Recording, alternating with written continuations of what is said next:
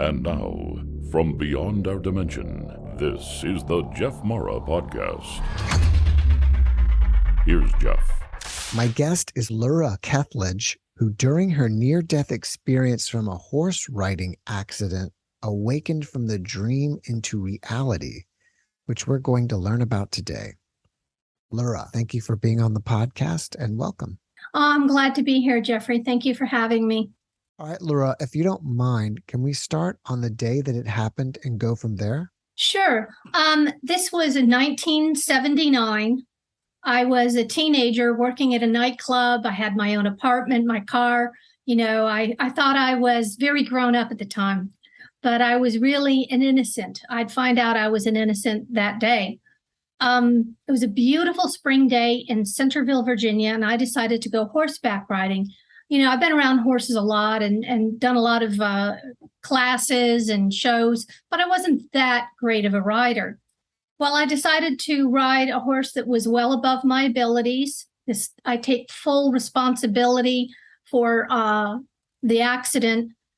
The horse took off with me, and I knew that I was going to fall. I was going to get hurt. You know, that feeling of, oh no, you know, you're slipping out of control. Something bad's going to happen. But I was on the horse, and all of a sudden I wasn't. I never hit the ground.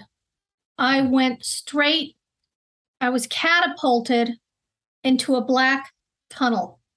And this is 1979. Now, I want to remind the audience that this is before the internet. This is before discussion about near-death experience. And if you said that you'd seen a spirit or you had an NDE or anything, you were like a carnival freak, society-wise. You were right up there with people that saw Bigfoot. So that was a very shaming culture back then about near-death experience. But I went into this tunnel, Jeffrey, and I went, and I knew the walls were soft without touching them and enveloping, but it was a pitch black, the type of black I think you see in outer space or something. And I went through this tremendous tunnel, very, very high rate of speed, never hit the ground. Don't remember hitting my head or breaking my nose or my hand or the beating I took from the fall. And I was in another dimension. So just think of it, pretend you're riding in a car or a horse or walking down the street, and then suddenly you're transported to the middle of the Pacific Ocean, dumped in the middle of the ocean. That's how abrupt it felt. It did. Would you like to hear what happens next? Of course. Okay. I met my grandfather, who died when I was 12 and who I absolutely adored. He was just a wonderful man, and he was so good to me when I was a little girl. So that was a very emotional experience to see him. He had the bluest eyes when he was alive, and he still had the bluest eyes, even though his appearance was a luminous white but full-bodied figure, clothed, and at the age he died, maybe a little bit younger, maybe in his 60s, not his 70s. So I had a reunion with my grandfather, and then I was shown what my life had been during this 19 years. And it wasn't a happy event. It wasn't happy at all. It wasn't a good feeling. It was very, very gut-wrenching. Some of the things that I had, experienced as a kid. I'd been dyslexic. And I had struggled in school and things like that, and some of my relationships. But the one thing that is very, very important to convey is that you see a total accounting, not as a punishment, but how you've affected others. Did you affect them nicely? Were you nice to that kid on the playground? Were you a bully on that playground? All of those things. And I saw some of the things that I thought were very insignificant hurt other people, friends, schoolmates, things like that, as well as I had been hurt by family, friends, people. And then there's also a great deal of love and connection with people. Anyways, just try to imagine my 19-year-old brain going through a life review, and it was very, very in-depth, and it was very gut-wrenching.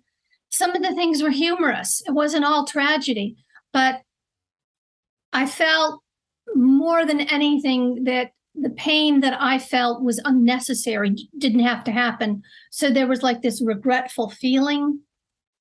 It's hard to imagine having 10 emotions hit you at once and you're ingesting it all. So it's very, very different than in physical reality where, you might feel love, you might feel joy, anger, irritation, sequentially or one at a time, but all these feelings were simultaneous. So it wasn't a good feeling. And when it was over, I was with my grandfather and I said, it's been so long. I mean, the whole, regurgitation of my life felt like such a long experience, maybe 6 hours. It wasn't in the few minutes I was dead. So I came back, to my grandfather, and then the best thing happened that could have ever happened to me was going, and there's a gap in time, to source. Going to source was like the sensation of speed. You're going inwards. It's not a great way to explain it, but you're going inwards. But you're going to this place and all the pieces of you are there, all the personalities in your past life, which I didn't believe in reincarnation, and I thought it was like hooey. I was shown like this chamber, and on one side were all the female lives I've lived. On the other side were all the male lives I lived, all like in a straight line. And if I touched my hand, I saw a man. And I could never really think of myself as male particularly, but he was there. And then I went over and I touched with my other hand a female, and she wasn't too pretty. She reminded me of this lunch lady that I had like in grammar school. Anyways, I got the sense that I've lived many lives, half as male, half as female. That was cool. But going to source, it's like being wrapped in a warm blanket of love, and music floats in random waves. It's hard to explain it. Not singing, but like a classical song. Nothing I've heard here, but I knew with the song. I don't know how to express it, but it was bright white, almost cloud-like, with a soft density. And floating in that sea of love, I realized it was all the pieces of me. It was source. It was my soul. It was my higher self, the collection, all the personalities. And I liked it. I mean, it's stronger than any drug you've ever taken. If you've ever taken Coke, it's stronger intoxication than that, stronger than liquor, stronger than sexual attraction than when you're in love with somebody. It was just a bliss. And as soon as I felt happy about it, like getting sucked back. And my grandfather was there, and he didn't open his mouth, but I was hearing that I had to return, and I wasn't happy about it. And as I was talking to him, all of these great epiphanies, understandings, these things that clicked together in my life review started to be just deleted. Like my brain was being washed of all these wonderful experiences, and I was trying to hold on to it mentally. And I was going backwards, and I was in this layer outside of physical reality that was like mauve. There wasn't a floor, but there had to be a floor, but there wasn't a floor. My grandfather was there. I was there. And then this tremendous pull, being sucked, being just like a wave washing you over, in the ocean and taking you out to sea. That's about the best comparison I can make. It's so much more. And I was back, and the two gentlemen that had been riding behind me were strangers. I just met them on the trail, and one of them had resuscitated me, and the owner of the stable was there, and there was this guy there, and I woke up and I'm looking like my eyes are bugging out because I'm back here. And my first thought is, this is not reality. And I should have been grateful to these two guys. I mean, they picked me up off the ground. Somebody resuscitated me. I don't know what the heck happened. I was suddenly alive back in my body, and I didn't even hurt physically for a few more seconds. And then I really got clobbered. So this guy was talking to me, and he was so urgent, and he was talking to the other guy to the other side, and this woman, you got to get her to the hospital. Should we drive her? Should we do an ambulance? They were going back and forth. And they said, just get her in the car. We don't want her to die here. Thanks. And I got into the car, and this sorrow hit me, this grief and loss. And I wasn't with my grandfather anymore. And it was horrible, that loss, that grief. And I was in the back of the car and thinking to myself, I don't know these men. They may find my body parts in 4 states. I'm in a car with 2 strange men that are hysterical. I'm calm.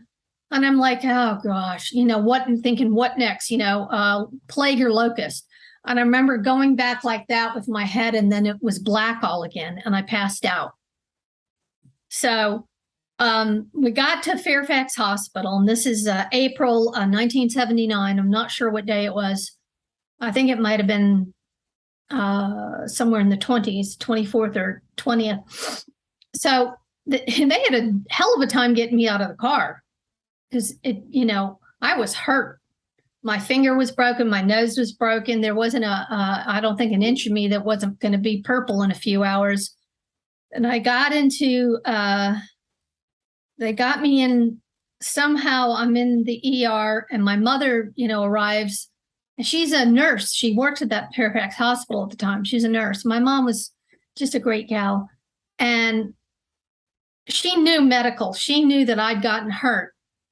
And I guess we did an X-ray and a bunch of other stuff. And the doctor was taking this very seriously, and people were hovering around me. Then I made a mistake. Would you like to hear my mistake? Sure. Because it was a big one. I looked up at the doctor, and I tried to tell him about my near-death experience. He said, well, how did this exactly happen? I said, well, I was in the horse. Then I wasn't. And then I was in the field. I don't know what happened in between that, because everybody's upset. You're getting upset. And I tried to tell him about it. And he had this look like, oh, like oh, Lord. And he folded his arms and looked at me, and then looked at my mother. What drugs is she taking? And my mother just chimed right in. He said, listen, this is my daughter. I know her. She doesn't do drugs. She doesn't do drugs ever. She's got a head injury. She's talking like she may have hallucinated her. And he goes, she just had a bad dream. And my mother and the doctor were going at it. But the more my mother stuck up for me and tried to advocate, the nastier the doctor got. And he said, just take her home. And my mother said, she's had a head injury. She was unconscious. And he said, well, then just watch her when you take her home. And of course, mom is like all upset. And I'm sitting in the ER, laying flat on my back, like, I don't care. They could have had World War III. I am grieving the loss that my grandfather's not with me anymore. And I really had a hard time explaining it to my mother. I've just seen her dad, and he's fine.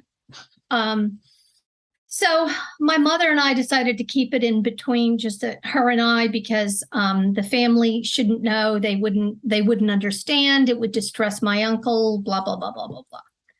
We get into the car. My mom's in a Volkswagen Rabbit. And we get to the big intersection, like I think it was in Merrifield in Virginia. And I had the bright idea to get out of the car because I was going back. So my mother, I think she, got my hair or my shirt or something, pulled me back inside and got me home. And she kept doing, taking my vitals and checking my pupils and stuff like that. But it took me 12 hours to calm down. And in those 12 hours, my core beliefs, childhood indoctrination into being a Protestant Presbyterian, flip-flopped. And after those 12 hours, I just was a different person. Lura, thank you for sharing your experience with us. Can you give us a little more detail on how this is the dream and over there is reality? Oh, yeah, I can. Later in life, after this happened, is when I had some visitations of deceased relatives and got more understanding about how things work, more clarity. Some things started to come back from the NDE years later, insights. Basically, would you like me to tell you how I believe things work, my theory from my experiences? Yes. Okay.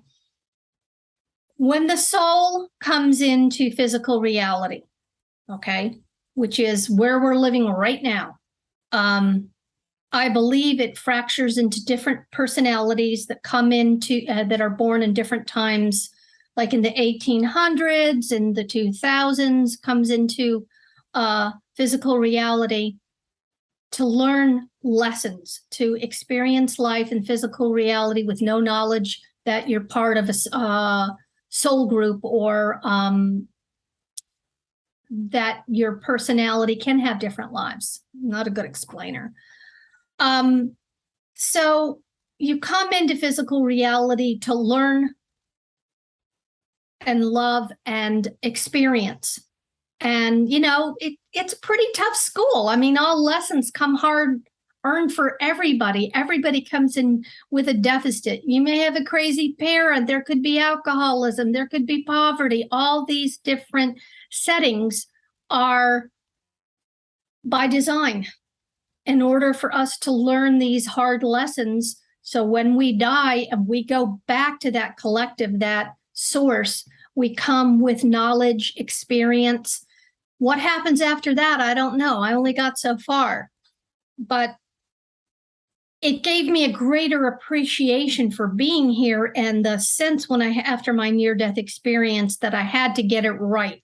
I had to try harder. Maybe that's being a nicer person or try to persevere more and not quit and not cop out, but take responsibility to how do you treat people? How are you affecting your sibling or the guy next door? Or what can you do that's a little bit more altruistic outside of your nature?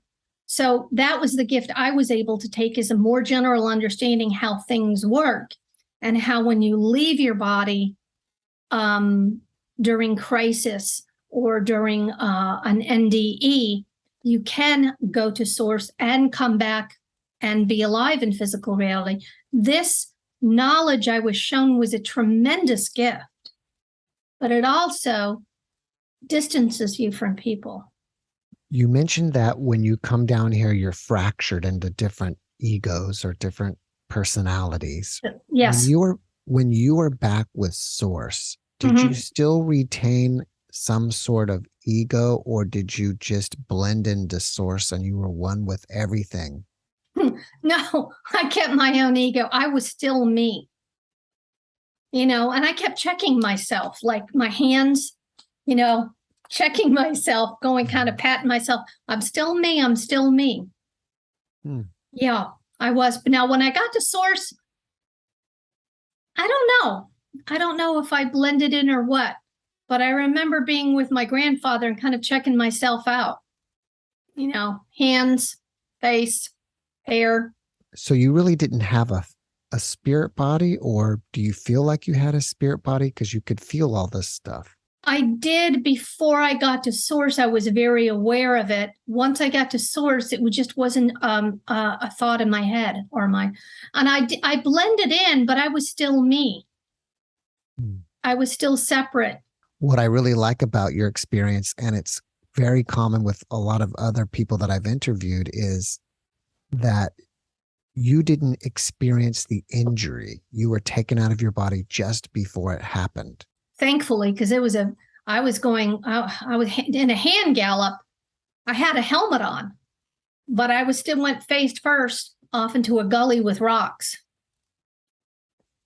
So I'm kind of glad I didn't see it and then didn't feel it. I appreciated that a lot. Now, you mentioned that it took you about 12 hours to get over that. Was that just the initial shock of everything that happened? And did it still take you much longer to process the entire experience? It took me 12 hours to calm down. I wasn't upset about my injuries. I ate. I ate a lot worse like 2 days later. I was just, to be ripped away from my grandfather was really upsetting. I mean, it's hard to talk about. I was so glad to see him. I was so glad to talk to him. It's so beautiful to know he exists and that the love is still real,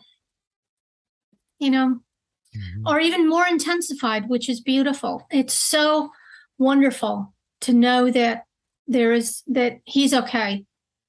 When you were there, did you have an overwhelming sense of love? From him, yes. Yes. It hits you in like a blast. You know how cold air blasts you? That's how you can feel when someone's approaching you and their love, like a blast of love. And it feels natural. It doesn't feel natural in physical reality, but it felt pretty natural there. So it was wonderful. After your NDE, how did you change as a person? Well, as I said, I didn't have a religious epiphany with this near-death experience. Didn't see Jesus, didn't have a come to Jesus moment. I had a sense of logic that this is okay. This is how it works. It's logical. It's a different dimension. It's an extension of your body survives. Your soul continues. How about that? You continue after physical death when your body doesn't. So I got that part, but I was still grappling and still very anxious. I talked to my mom a little bit about it, and she really believed me because her brother and her grandmother had the gift. Of course, it would have really helped if she'd explained it, before the accident. But I had started hearing stories about, my great-grandmother and how she knew people were going to come over before they did. I guess she was considered a psychic. And sometimes people they were ailing would go to her. She lived in Canada and she died many years ago. So my mother was a little bit more open to it. And eventually she, we talked about it as I got older. I was so distressed about everything, I couldn't sleep. So I decided to go to a therapist, a psychologist. And I went to her and talked to her, and her name was Marjorie, and I think she was one skip ahead of her patients, let me tell you.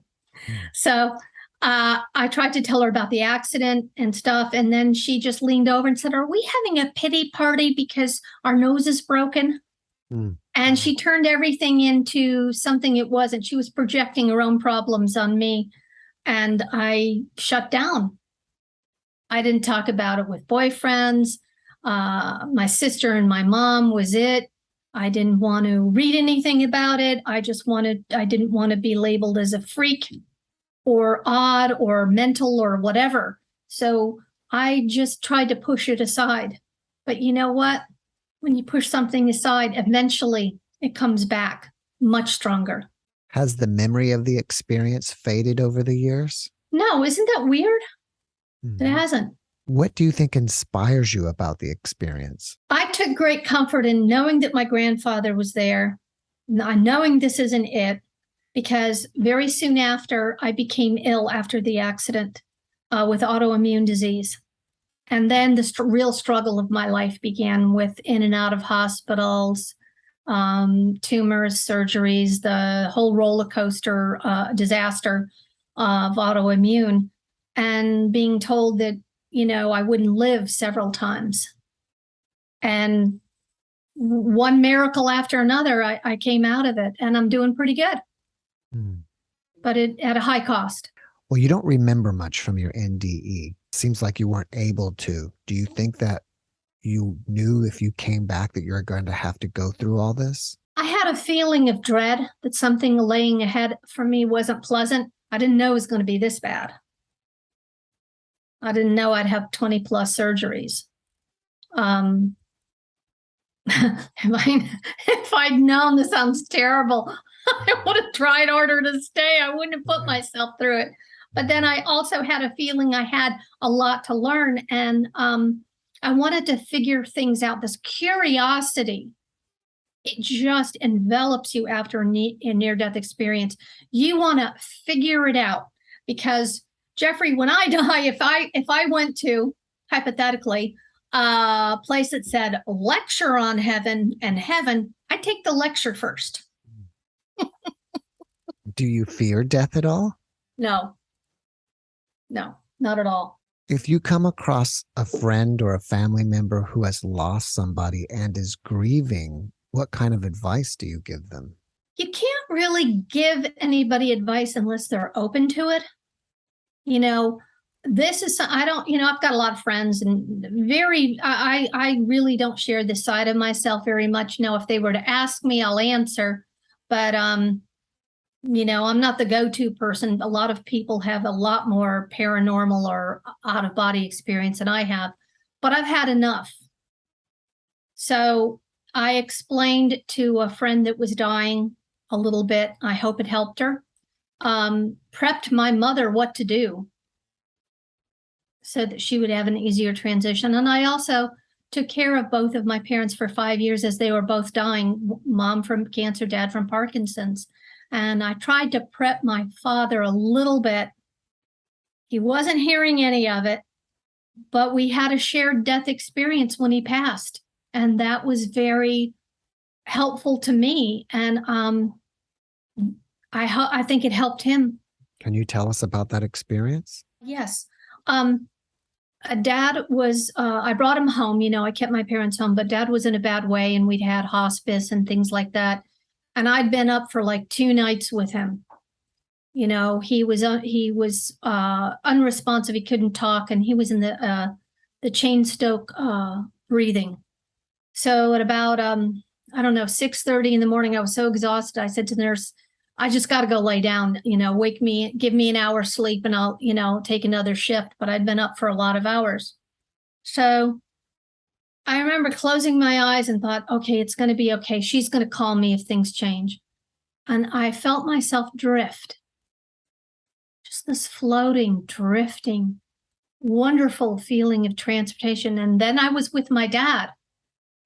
And my dad had a crew cut. I hadn't seen him with a crew cut since the 1960s. Wow. And he was younger. And I'm sitting in a car with Daddy, and it's all in black and white.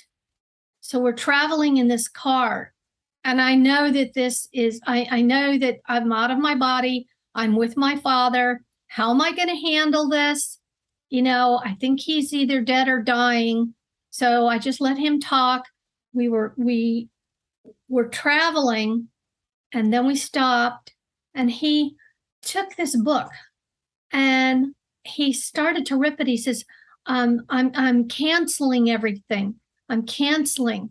And he started to rip this book. And I'm like, what are you canceling? And he said, he's canceling his life insurance or life something. I couldn't hear or pick up the words exactly. And I'm trying to tell him it's going to be okay. He's relieved. He is relieved that he he looked 30. He had on like a tweed herringbone sports jacket. He had a bow tie on and he had a crew cut. I haven't seen him like that since 1967 or 8. And he said, now I'm canceling my life now. And before I could get any words out, first of all, I wanted to say, I told you so, but I didn't get to do that. So I'm like, and then boom, I'm just sitting up in bed and I hear my dad go, I make this awful noise, just awful noise, death rattle. And I ran to him. And as I ran to him, he expired. And I kissed him and I cried. And I was so grateful that we had a shared death experience, to know that he wasn't panic stricken. He looked like the best version of him. He couldn't have been over 30. And he was relieved. And I think he was relieved because the struggle to stay alive, the pain, he was ready. So that's what happened. It sounds like since he was canceling everything, he was finished with his life and ready to move on. Yeah, I just was shocked to see him devoid of color as myself. But I didn't feel 57. I felt younger. Does that make sense? While this was happening, I felt younger, like in my old self. You know, maybe if you could have seen yourself, you would have also looked 30. I hope so. I looked great when I was 30. I can say that now. After your experience, have you noticed that you have any abilities that you didn't have before that could be considered psychic? Yeah. I think when you've had and this is just my theory, if you want to hear it, when you've had a near-death experience or significant out-of-body trauma, you come back with maybe a pinch of psychic. Nobody's got a full cup. Nobody I know.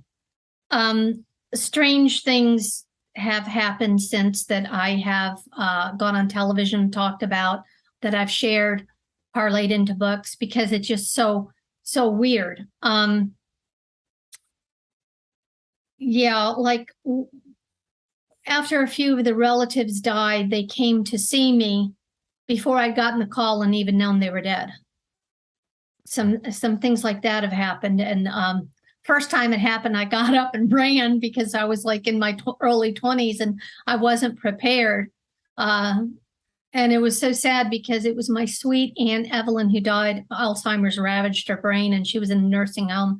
I didn't know she was near death, but it was God's mercy really that she died. So I was just sitting in bed and, she came in like an orb or energy came in, and I looked up and I saw it. I knew it was I just got this wave. I knew somebody had died and that they were there. Thank God I had my nightgown on, because I ran straight into the living room and I would have done it buck naked because I was so shocked and scared. And I was, screaming. I had another relative there and told him, and I was shaking like, when you take your dog to the vet and the legs are shaking, I was right up there. So that was the first time it happened. After a few more times, I'm totally calm with it and very welcoming and it's fine. So it's happened maybe a dozen times in my life. I notice you have a cat behind you. Oh, yeah. Do you feel that your NDE has changed the way animals react to you? I don't know. Cats, dogs, horses always loved me. I always, I love them. They love me. I had a horse for 25 years that was like my child. And we were so close and intuitive to each other. He could tell when my changing, when I was riding him and I changed my breathing, when to change his gait.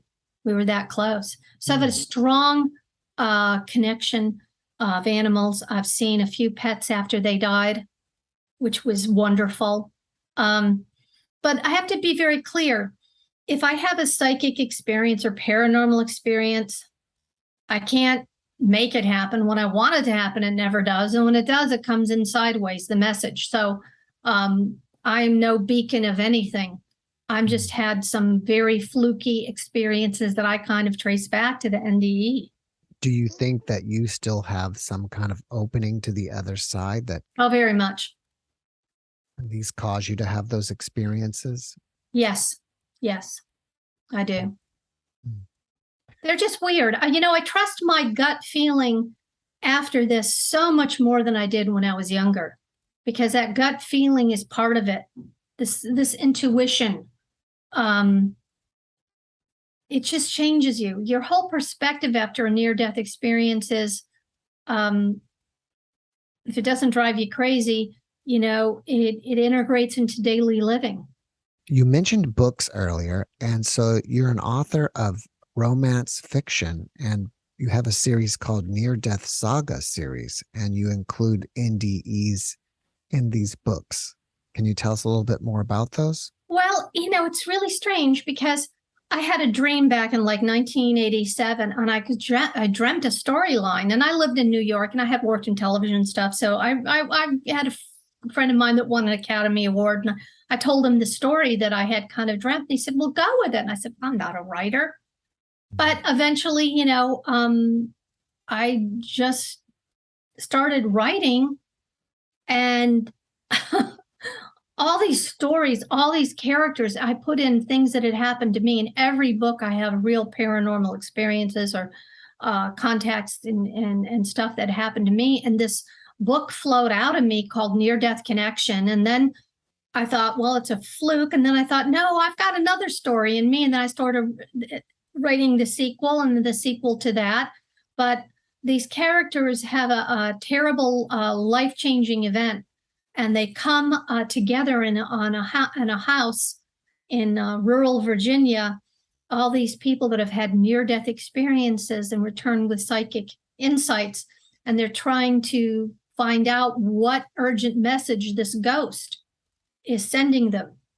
So I did the book, and it was a real outlet for what I'd been through. Because, I'd have to talk to you like all day for some of the paranormal events that have happened. I wouldn't want to put anybody to sleep, but they've been so weird and random and insightful, Yeah, so I think it's great that you had a place to put them, which are your books. Yeah, it was a great outlet for me. It's a good murder mystery and a romance novel, yes, but what I decided to do when I wrote the books is to explain the death process. I explain reincarnation, all the things that I learned that are hard for me to verbalize, because some of the communication is shown in just pictures and feelings and emotions that you absorb. So I was able to parlate how things work, how the death process work, what a near-death experience is, and what happens after you get to the other side. Do we find these books on Amazon, on your website, or both? You can go on my website, luraketch.com, LURAKETCH.com, or you can just go to Amazon and they're here. So kind of you to mention them. Do you think that you came back because you have a purpose? And if so, have you discovered what it is? Yeah. Yeah. I was shown. I asked. I didn't like it. Can you share your purpose? I basically said, I didn't say, what is my purpose in life? Why am I here? Same thing. I was shown, it flashed in my mind, a very dark room, a table, an oblong table, and an IV bag on the table. And I took that meaning my illness. Didn't like it. I thought it would be for something better. I didn't like it at all. So, some of that near-death experience wasn't too pleasant. And that was one of the most unpleasant aspects of it. Do you think with that knowledge, it made you more able to handle your illnesses and go through the treatments for them? I could handle a lot of the surgeries. What I couldn't handle was the chronic migraines I had for 19 years. And I finally had to have surgery because it was so bad. I knew that there was a greater purpose. I just didn't like the hands I was dealt. I was annoyed over it and just ready to do something different. Kill me or cure me, but don't let me languish. I felt a lot more disconnected to people and more within myself, but I was more comfortable being within myself, because an illness can isolate you, but having the understanding of the illness is like double isolation. After watching this podcast, people may want to reach out to you and ask you questions or chit chat with you. Are you open to that? Oh, absolutely. How should they reach you?